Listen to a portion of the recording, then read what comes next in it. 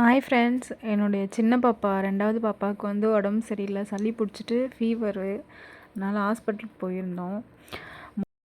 Last அவ்வளோதான் அவ்வளோதான் போச்சு. அம்மா வந்து சாக்லேட் வாங்கி தருவேன். அவ்வளோதான் இல்லை அவ்வளோதான் லாஸ்ட்.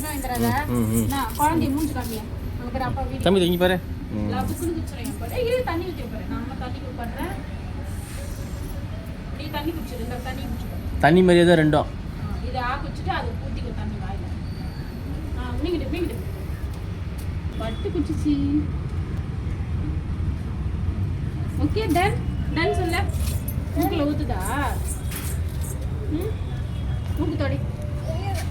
மருந்து குடிக்கிறதுக்கு ரொம்பவே கஷ்டப்படுறா. ஐயோ, ஒரு ஜுரம் ஒரு வந்துச்சுன்னு வச்சுக்கோங்க, நாங்கள் அவசரப்படுறதா இது. குழந்தைங்கள வச்சு சாப்பிட மாட்டா. சரியா?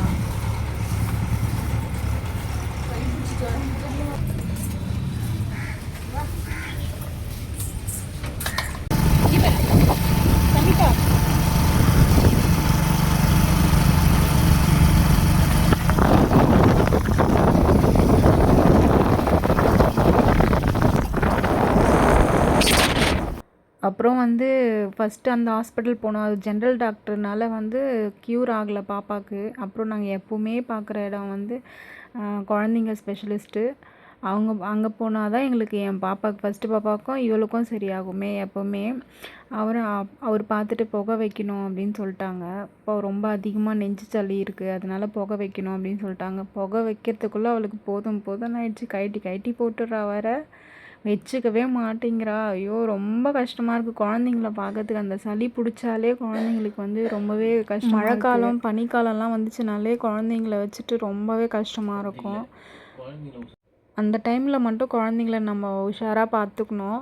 அப்படி இல்லைன்னா சளி பிடிச்சிச்சின்னா சரியாகவே மாட்டேங்குது சுத்தமாக. புகை வைக்கிற அளவுக்கு புகை வச்சுட்டோம்னா ஒன் டைம் புகை வச்சுட்டே இருக்கிற மாதிரி ஆகும். அதுக்கோசமே நாங்கள் பயந்துகிட்டே இருந்தோம் வேறு. ஆனால் பாப்பாவுக்கு வந்து தெரியாத ஃபீவர் வந்து 1 or 2 இருந்துச்சு ஃபஸ்ட்டு ஸ்டார்டிங்கில் அந்த ஹாஸ்பிட்டல் போகிறப்போ.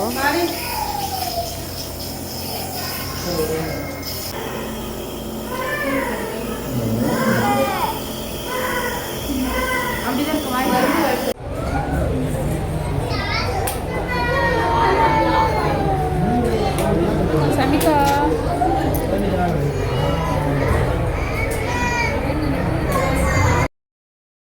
குழந்தைங்க அந்த சீறி அழறது அந்த மாதிரி டைம்லாம் இருக்கிறப்போ மசூதிக்கு போனால் நல்லாயிடும். நீங்கள் யாராச்சும் போயிருக்கீங்களா? கமெண்ட் பண்ணுங்கள்.